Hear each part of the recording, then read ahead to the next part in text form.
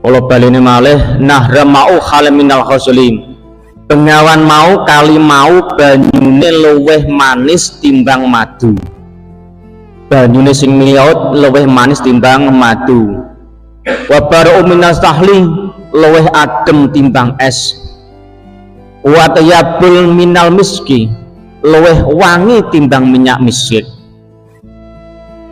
Kanjeng Nabi krungu sangka malaikat Jibril nek ten akhirat niku benjing enten bengawan enten kali sing banyune luweh manis timbang madu, luweh adem timbang es, luweh wangi timbang minyak misik. Wa qultu bi Jibrilah mongko takon ning malaikat Jibril, liman hada kanggo sapa ya Jibril? Kala dawuh malaikat Jibril, liman kanggone wong salat gelem nglakoni maca sholawat alaika ngatasi panjenengan Kanjeng Nabi fi Rajab ing dalem wulan Rajab.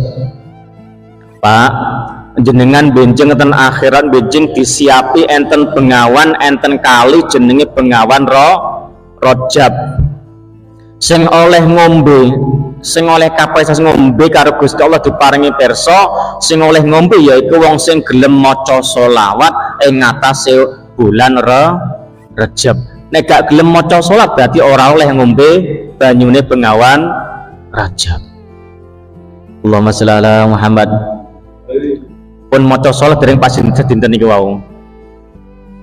Dereng biasane panggih bar salat 5 waktu maca sholawat. Najan niku sholawat Jibril. Sholawat Jibril pripun Pak RT? Sallallahu ala Muhammad, sallallahu ala Muhammad, sallallahu ala Muhammad.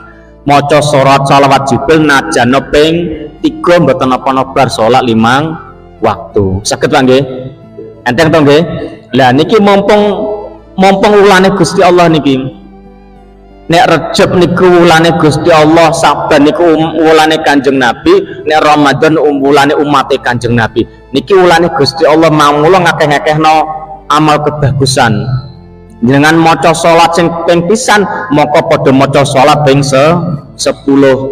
Jenengan maca ping salat ping 3, padha karo maca ping 30 plus diparingi bonus benjing ten akhirat diparingake ngombe bengawan Rajab.